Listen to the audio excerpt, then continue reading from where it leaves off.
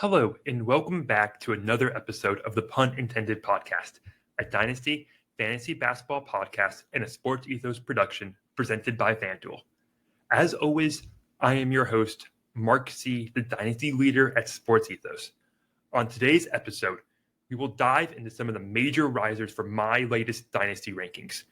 With free agency mostly complete, another season fully in the books, and the rookie draft behind us, there is no better time to dive into the major changes so you can get a leg up on your Dynasty league mates and pounce on these risers, either trade them away because their value's inflated around the league, or acquire these players before your league mates catch on and realize that these players are massive risers. This is a chance for you to identify values before everyone else is aware of it. Before we get into that, a little bit of housekeeping.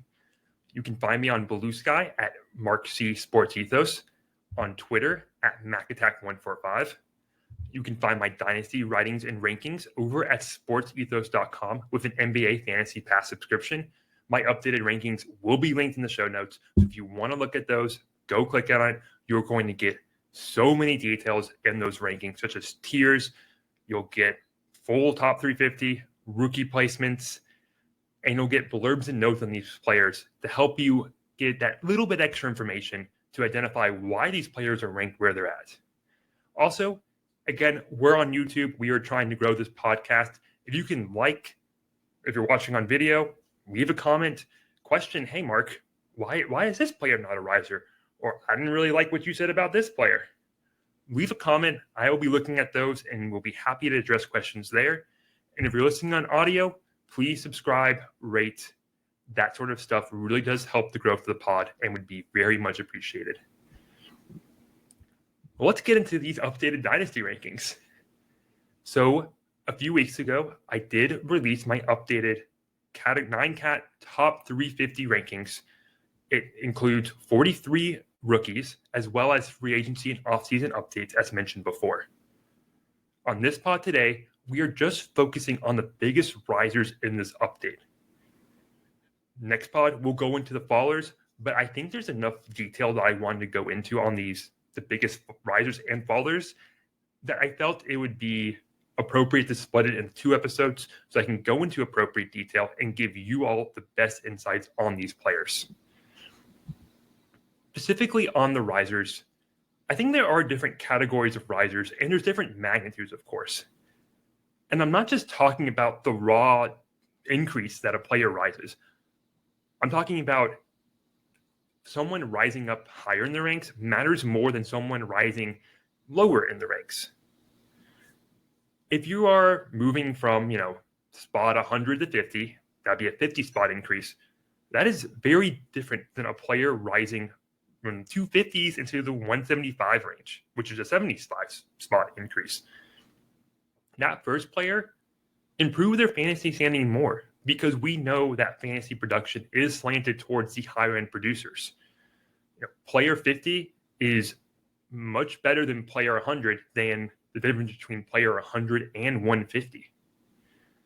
Also, as you move higher, we go higher in the rankings and a player jumps more, they are moving through more tiers of production because that's just how tiering works.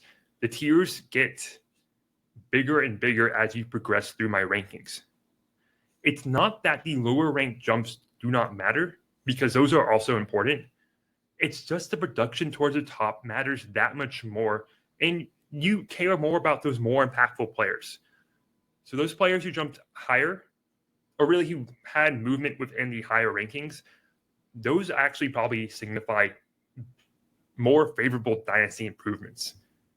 Again, all these players we're listing here and we're going to go through are risers to different degrees, but they all are risers and all improve their dynasty standing one way or another.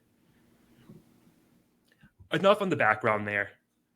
You're here for the players, so let's get into some players that were some of the biggest risers. The first category of players we're going to go through, I'm kind of calling them talent upgrades. These are players who I think we saw jumped up their skill level, increased their talent, and showed us a new level of fantasy ceiling that perhaps we did not see before. So some of these are going to be more, players on their second contract, players later in their career, or some of them might be rookies, or rookie contract players rather, who showed a new level. But I think this is important, and this is where probably some of the biggest juice comes from, identifying what production leaps were real and which ones maybe we don't trust as much. First player on this list is going to be Quentin Grimes. I know he's still unsigned, but I think it's fair to pencil him returning to the Sixers. And that's how I'm identifying it, and that's how I ranked him with that in mind. And even with him returning to the Sixers, which some could argue have a bit of a crowded usage rotation, I still think Grimes is one of the biggest risers overall. Yes, I know that his spike in production came in silly season, which is normally a bit of a warning sign. And it also came after the trade deadline when he was traded from the Mavs to the Sixers. So you had two factors somewhat working against him. But still, the difference in production was pretty eye-popping. His production on the Mavericks, about 10 points on 46% from the field, nearly 4 boards a game, 2 assists, 1.7 threes, 0.7 steals in 23 minutes per game. Limited role, not bad production, not anything substantial. His production on the Sixers, 22 points on 47% from the field, 5 boards a game, 4.5 assists, nearly 3 threes, 1.5 steals, in about 34 minutes per game. Obviously, the minutes per game does stand out there, as with more minutes and a greater role on that tanking Sixers team, you expect more production. And normally, I would not hand wave this increase in production away, but I would look on it with, not rose-colored glasses, but I would look on it less favorably. But 2 factors came into play here when I was examining Quentin Grimes. The first is that Grimes actually showed that this level is possible with this efficient scoring.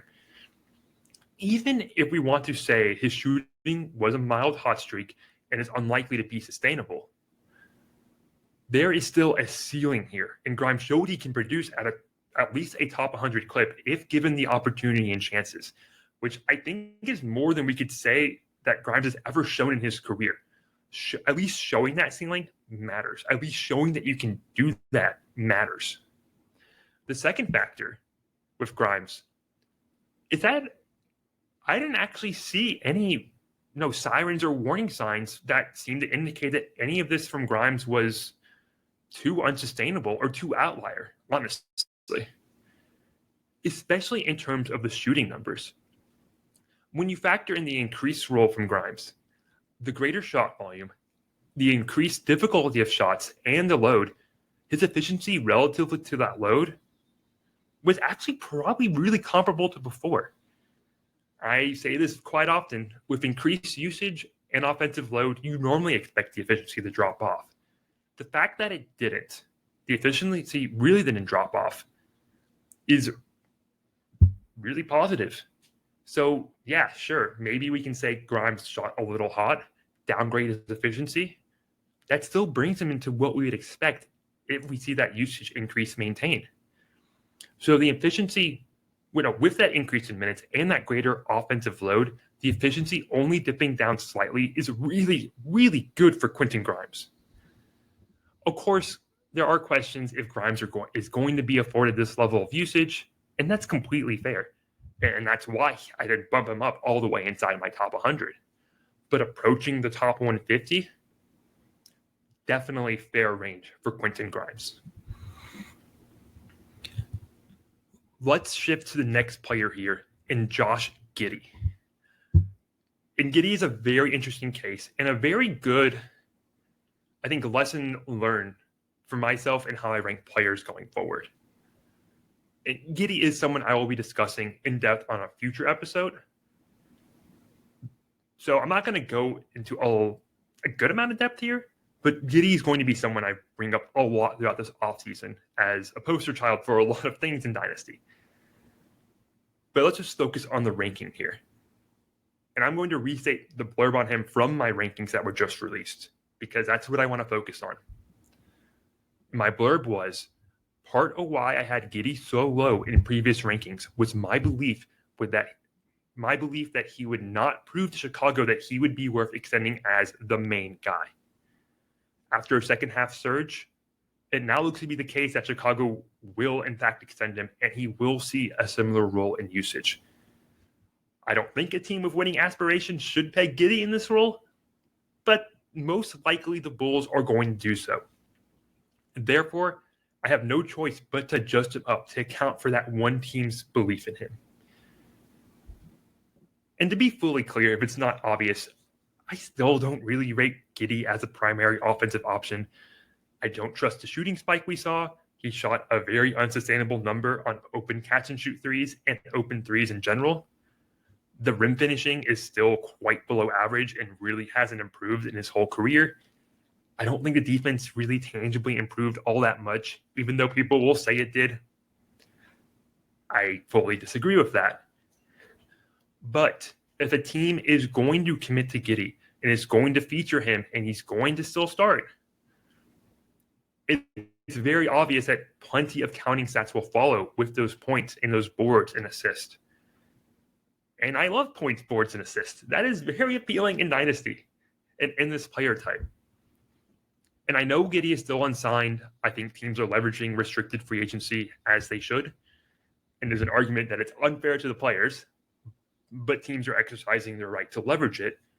But I fully expect a deal with Giddey to get done, him to be starting, and him to at least see the same role he saw last season for 2 more seasons, and that similar production to follow. So Josh Giddey, he had to rise up into my rankings. Still don't believe in the talent long term, but I do believe in the production and the numbers. Let's move to Davion Mitchell now in Miami. And part of Davion Mitchell's issue previously was that, sure, his defense was stout and, they called him off night for a reason. Defense was great, but what else was he really giving you, especially in terms of fantasy production? Last season, though, Mitchell displayed an ability to actually rack up assists for our dynasty squads. I mean, assists are kind of key stat for guards. Mitchell actually had his highest assist rate since entering the league last season. So there's definitely clear growth in that department. Now, I could argue a little bit that maybe in Toronto and Miami, there's a lack of competition for assists, and that some of these assists were in the mold of someone has got to get them rather than Mitchell being an actual good passer that is unlocking teammates. But hey, he still got those assists, and that is still better than previous seasons when you could argue he was afforded similar chances. So I think the assist gain, especially given the situation in Miami, where Miami doesn't really have a lot of setup guards. You got Tyler Herro, and then maybe high post actions with Bam Adebayo. It's really Davion Mitchell as a second guard. Now, if Kasper Jonas can make some noise, maybe that changes. But I still think Davion Mitchell is going to get plenty of assist chances and will be able to log assists for your dynasty team. And with the contract there, I think solidifying his role for the next 2 seasons, you can believe those assists will maintain. It's also just a nice little bonus that his steal rate was a career high at 2.2%. So he's actually giving you something there and actually translating that off-night defense to fantasy production. Now, 2.2% isn't anything crazy. Could be a 1-year fluctuation, but maybe there's something there with the steals as well. So Davion Mitchell, a little bit more faith that he can be a depth guard for your dynasty squad. Let's go back north to the Portland Trailblazers and Deni Avdija, who was just a force attacking the paint last season and even added a bit more shooting volume, mainly in the threes, to his overall game. In a weird way, that was kind of it for him in terms of a talent increase. A lot of his rate stats were actually similar if you look at the season average. But this is where some managers might look at a tale of 2 seasons or remember one season more than, or part of a season more than other segments.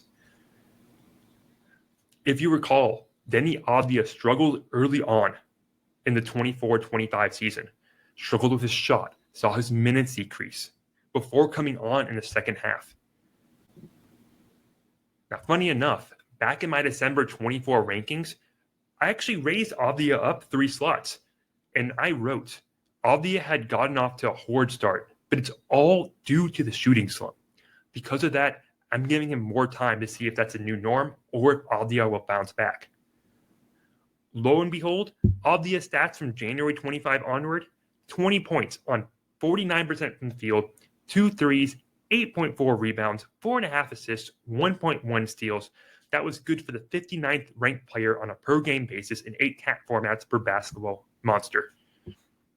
Avdija is exhibit A of why you do not fully just believe shooting samples in a 2-month time frame. If you had done that and sold Avdija, you are regretting it now. Now, if you held him, like I basically recommended, and I kept him at the same ranking, you would have made out well. Or if you even bought Deni Avdija during that slump, you would be profiting now. I used ACAT rankings because Avdija does average a lot of turnovers, a little over 3 a game, and that dragged down his ranking somewhat. So, kind of using ACAT to make it sound a little better. But I also feel like ACAT shows the value of what Avdija was providing better. And you can adjust for turnovers a little bit more than those other stats. And so really the tail of the tape here with Deni Avdija is that you were getting basically top 75 production essentially when he actually worked out that shot and when his minutes weren't limited because he was actually hitting shots. Chauncey Billups, head coach of the Blazers, essentially limited his minutes because Avdija was struggling that much with his shot, not because the other aspects were bad. So trust that a 2-month shooting sample is not enough to make some finite decision. Give it a little bit of time with these players, especially with shooting, and especially if the rate stats look fully in line with their career, because normally that will dictate future production more than just the shooting percentages. The last player I have in this talent increase category of risers is Tyler Herro. And I think I identified this pretty earlier than most people. And I spoke about Tyler Herro's skills improving way back in December. And much of what I discussed on that pod holds true now. It's essentially a shot diet shift from Tyler Herro powered his gain in points and threes. Per cleaning the glass, Tyler Herro took 7% less shots from the long mid-range section. Long mid-rangers are not exactly the most appealing shot for any player, unless you're named Kevin Durant. Herro took those 7% extra shots and shifted those to 3-pointers and rim attempts. Any guesses from the crowd as to the best 2 shot types in the game? Yeah. If you guessed rim attempts and threes, you would be exactly right. When you pair that change in shot diet with Tyler Herro's rim finishing bouncing back to career norms and Herro maintaining his same levels of 3-point accuracy, you get that good recipe for improved fantasy production in points and threes, with Herro averaging a career high in both. And then an additional cherry on top is that Herro saw more on-ball reps, especially with Jimmy Butler departing, and we saw him average more assists as well and become the focal point of that offense. So there's a lot of changes and a lot of things to like about Tyler Herro's growth. And that's why he's now in the top 50 of Dynasty rankings, when before he was kind of on that outside looking in. The question going forward is if Tyler Herro can maintain this level of production with increased focus on him as the primary option. We saw some of those questions arise during the second half of last season when Herro did dip down a little bit. But the points and threes were still there. It was just the efficiency dipping slightly. And I am fine betting on a repeat season for Tyler Herro. And I think this is closer to a new normal for him rather than some career year. I think we can expect these numbers to relatively persist. And we should trust Tyler Herro's production going forward. The next category of dynasty risers is what I labeled opportunity chasing. These are players who, with off-season moves, they have such a more clear runway in front of them to produce and see more minutes. And yeah, may be obvious, but I'm going to say it again. One of the key components of fantasy production is actually hitting the court. And I think with the first player we're going to talk about in this section, it is very clear why that's the case. First player under this category of opportunity chasing is Donovan Clingan. It felt like a matter of when, not if, opportunity would arise for Donovan Clingan. And frankly, it came 1 year earlier than I thought it would. The Blazers just straight up willing to buy out DeAndre Ayton was kind of a shock to me at that value and that number. But the Blazers did it, and now the runway looks extremely clear for Clingan that if he is as good as we think or is going to be as good as we think he could be, he can easily grasp in that starting role and hold on to it and see up 30 minutes a game easily. And I am someone who wants to see if Clingan can move up that level from intriguing, emerging young center to solid starting center. And he has that runway to do that now. Some may push back and say Clingan already proved that he is a solid NBA center with that defense.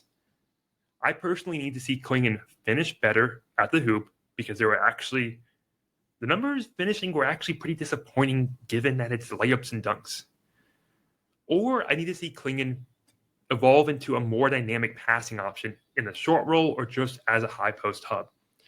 I need to see him basically do a little bit more in offense for me to elevate him to clear-cut starting NBA center, top 15, 20 range. I think he's right on the precipice of that. I just need to see a little bit more from him to buy in fully. And he's going to get the chance to do that. Yes, the Blazers should draft Jan Hansen, but I am not worried about that right away. Clingan should clearly have the chance to get his if he is going to be good enough. And thus, I had to raise him up a little bit in my rankings to account for that opportunity. The next players here are going to be players lower in my dynasty rankings, but if you're looking for good depth or stash ads, these are some names that you're going to want to make sure are not on your wires. The first of these is Josh Minott over in Boston. He's a little bit of a post-hyped sleeper stash candidate whose original team of Minnesota didn't really feature him at all, gave him sparse minutes last season, and he just really hasn't gotten a chance to show if he can stay in the rotation. Generally, when I've watched the Wolves, I've liked the minutes and energy that Minott has provided. I've liked his offensive ability, I like the length, and I think he shoots enough with that defense to be a rotation player, honestly. But the Wolves had a deep rotation. Minott could never crack it. And thus, he's now seeing if he can get that opportunity in Boston. Minott has posted steal rates above 2%, block rates around 4 to 5% in every season that he's played, which is extremely encouraging from a defensive fantasy stats perspective, albeit in limited minute sample. But still, that's still something to go off of. Minott's three ball is also improving to a point I would say of nearly respectability. And that's key, that if Minott can get to respectable shooting, then he can be a two-way player or enough of a two-way player to get those minutes in the rotation. And he's still only 22 years old. He came into the draft super young, and this is basically we call them second draft candidates, where the player didn't really work out on the first team, but you want to see what they can do on their second team and see now as they are still maturing and developing, if now they are good enough to crack that rotation. And especially in Boston, they are going to need some players to play at the forward spot, which I would think Minott should get a shot, especially with that 2-year contract, with that second-year club option. Because if Minott does do well, the Celtics have a very easy method to retain him. They just pick up this club option minimum for next year when you would think they're trying to compete again. So they should be very interested to see what they have in Josh Minott and see if it can be a cheap rotation option for them. I'm lumping these next two players together here not only because they're on the Sixers, but I think they got similar stories to them. And that's Jabari Walker and Adem Bona of the Philadelphia 76ers. I don't know if y'all have examined the Sixers front court lately, but it is a pretty light of options. And it is the land of opportunity. Obviously, you got Joel Embiid at center. Do you know how many games Joel Embiid is going to play? And if you do, go play the lottery or something. Go to FanDuel, put some odds on something, because you are going. I'm sure the odds on Joel Embiid's games played are way all over the map. After that, you got Andre Drummond, who looks petered out. Justin Edwards is more of a wing than a forward, I'd say. So here comes Jabari Walker and Adem Bona, who could potentially work themselves into that front court rotation. I've always appreciated Jabari Walker for his tenacious rebounding. And the three ball got a little better last season, but I think they're going to need players who can rebound on that team and in those lineups. And I think that should afford Jabari Walker some chances, and then you can see if that offense has improved anymore. Adem Bona, he had great energy and the ability to put up defensive and rebounding stats in college coming into the 2024 NBA draft. And that shined during silly season last year for Philadelphia. And there's clear fantasy potential for Bona if he can get any consistent run. I think both of them will have a chance to come in and show what they got, as the Sixers front court is just looking for options. And that's why they're in this opportunity risers category. You could also say the similar for Trendon Watford, who is a love of mine as this point forward option who can add some creation and probably belongs in this category too as a riser. So don't forget about Trendon Watford. Maybe second round pick Janai Barum. Maybe he makes some noise too. So really, all of these names, Jabari Walker, Adem Bona, Trendon Watford, Janai Barum, I think at least one of them will emerge as a low-level depth option if you're needing front court help in your Dynasty league. The last lower-ranked Dynasty player here is Ryan Rollins, whose defense actually impressed me in spurts last season. And he finally got real minutes in the NBA. 820 last season compared to 140 combined in his first two seasons in the league. And on top of that, he got a real contract from the Milwaukee Bucks. 3 years, $12 million with a player option in the third season. Which, it's not the heaviest commitment, but it's not nothing either. Is there a lot of fancy juice to squeeze here with Ryan Rollins? Probably not fully. Middling steal rates, middling three rates. But is there a chance at some depth stats of opportunity? There is definitely that. Because that guard room and really that point of attack defensive room in Milwaukee is very devoid of options. Gary Trent Jr. can kind of do that, but he's probably going to be guarding more wings. Kevin Porter Jr., do you want to put your faith in Kevin Porter Jr. long term? Kind of it. Ryan Rollins can easily seize opportunity there as that point of attack defender. Because also, Cole Anthony is also in that room, but he doesn't provide defense. I think Ryan Rollins is really the only player in that mold who could provide that two-way play that will be needed on that team. Now, the last player in this category of opportunity chasing is Cam Johnson, Denver Nuggets.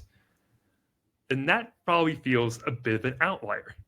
Mark, why are you putting Cam Johnson as an opportunity rising player? He was a 29, 30-year-old forward who just had a career year last season. What opportunity is arising for him?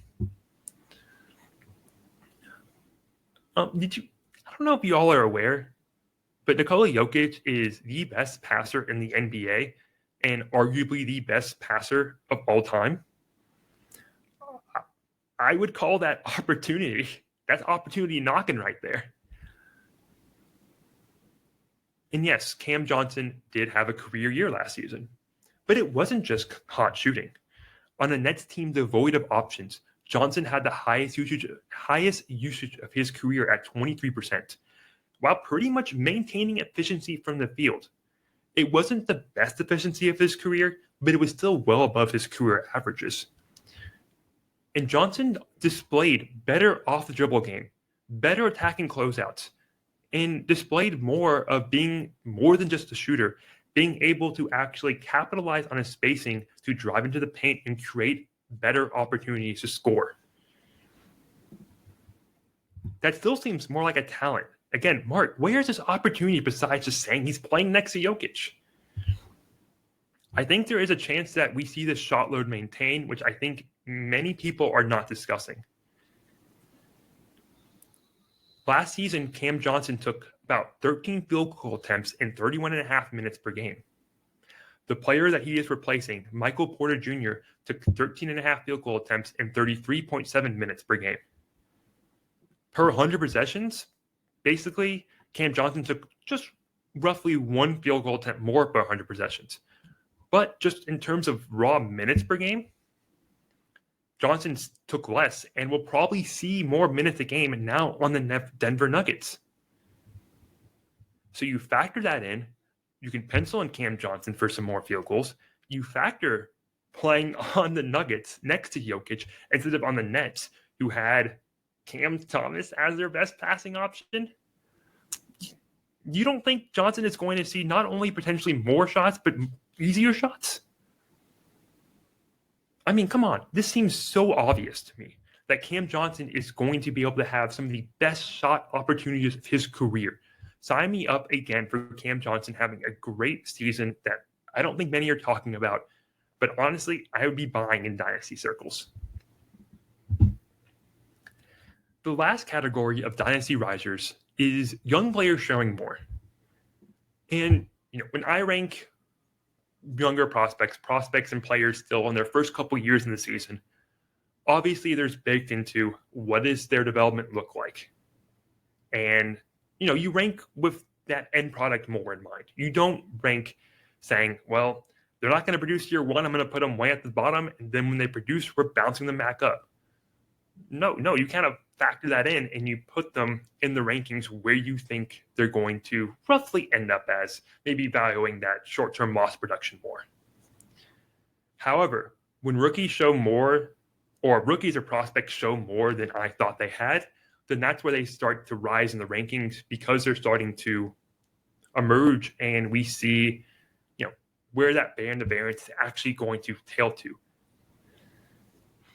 I mean, that's essentially what you do when you project young players. They have a wide range of variance. And as we get closer to as we just see their development, that band of variance narrows, and it narrows to where we think they're going to end up then. And so basically these young players they showed more than I thought, essentially. And they did change my outlook on them somewhat. The first of these is Mata's Buzelis. And look, I'm not really a big Buzelis guy, but somewhat hearkening back to the Giddey talk and the Bulls talk, notably, I think the Bulls are going to give him minutes, and Buzelis will put up production that will at least give you something while you're waiting to see if Buzelis can give you more. And I will say there were two aspects of Buzelis' fantasy game that did surprise me in a positive manner. The first of these was that Buzelis' three-point shooting was pretty solid. He took 8.2 threes per 100 possessions, hitting them at 36%, which is actually really dang solid for a forward. And I was like, well, that's already pretty good.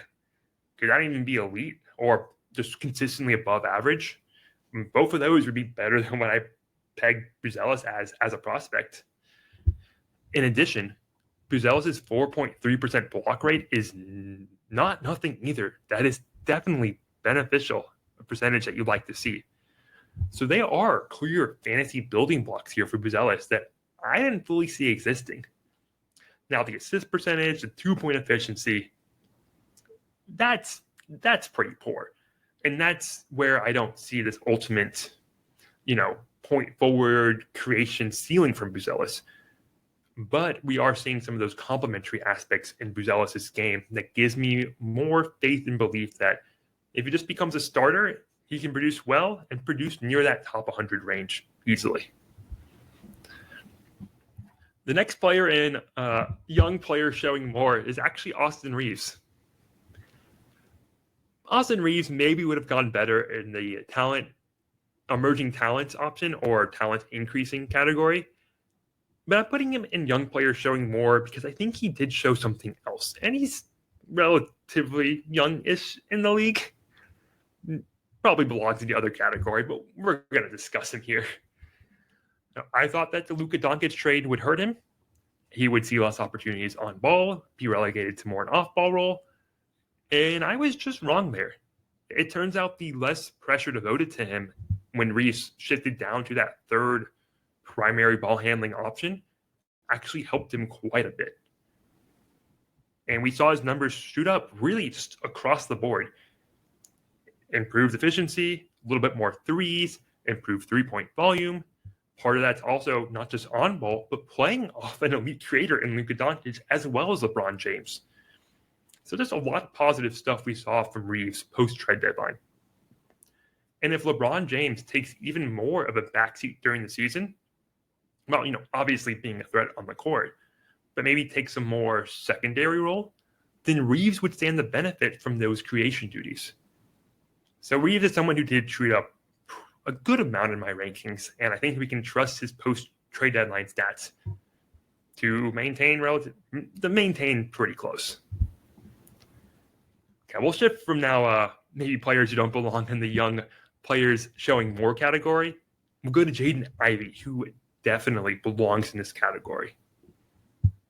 As I was going through my rankings and I re-examined Jaden Ivey's 30-game season more, I was more impressed than what I thought a few months ago, to be quite honest.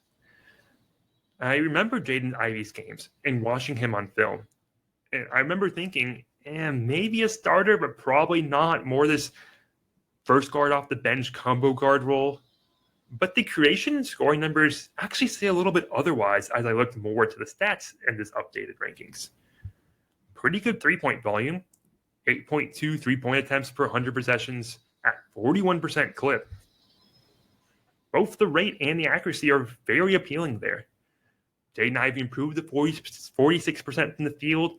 Still not the greatest efficiency inside the arc, but it's not horrible either on a mainly self-created diet.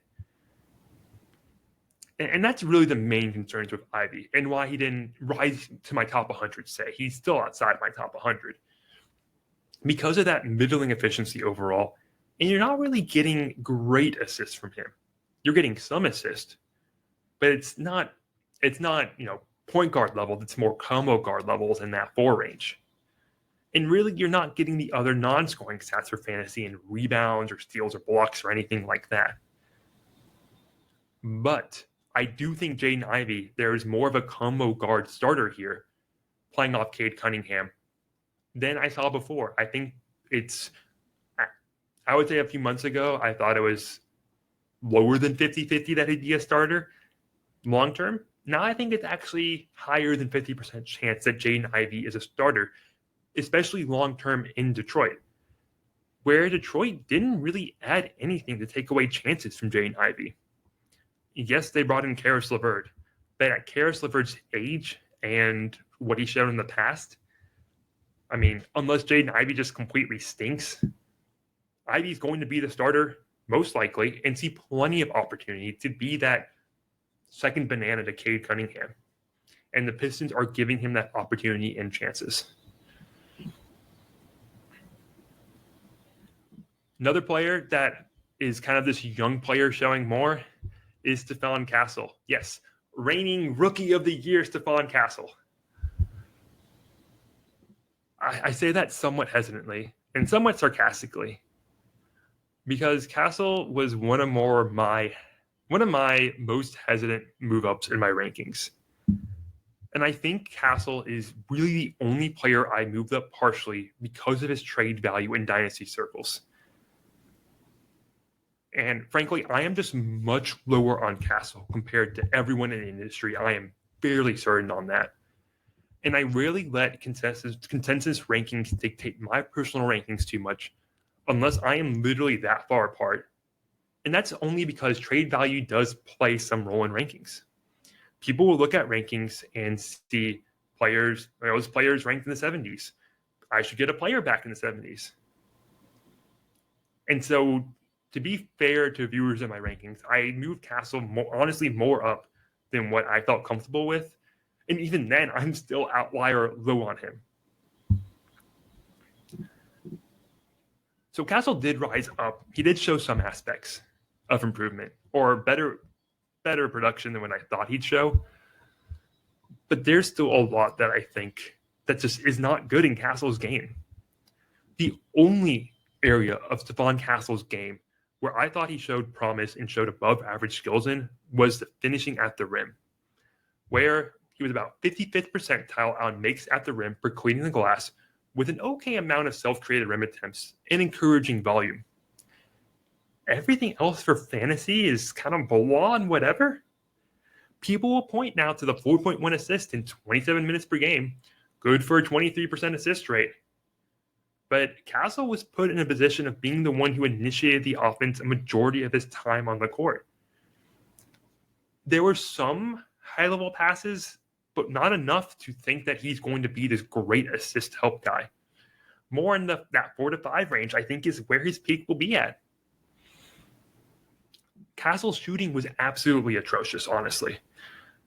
The volume was okay at 7.4 3-point attempts per 100 possessions, but he hit them at a 28.5% clip, which is bad. B-A-D, bad. These threes were also mainly assisted ones and not self-created ones. So the fact that he's hitting them at that poor rate is even worse.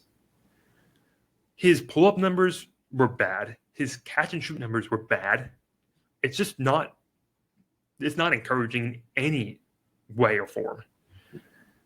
Yes, Castle did provide stout positional defense and positional know-how, and that's great. I think he will be great on defense, but more of an IRL player than fantasy.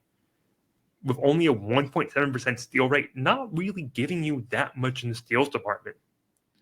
And lastly, with the Aaron Fox now there for ostensibly the long term, and new draft pick Dylan Harper in town, who I don't think anyone would disagree. Dylan Harper projects as more an on-ball weapon than Stephon Castle. And I don't even think that's arguable.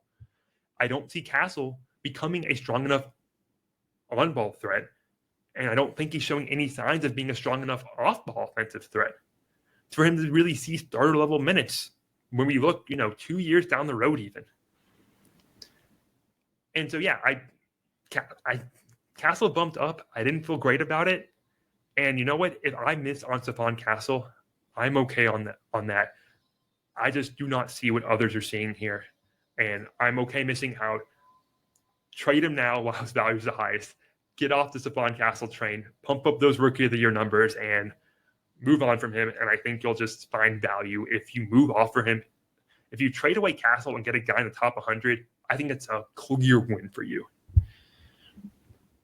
The last player we'll discuss here is Cade Cunningham. And he's someone I've been lower on in the past, a little bit because I didn't think he would take enough of a step up on the offensive end and then be able to see this level of usage going forward.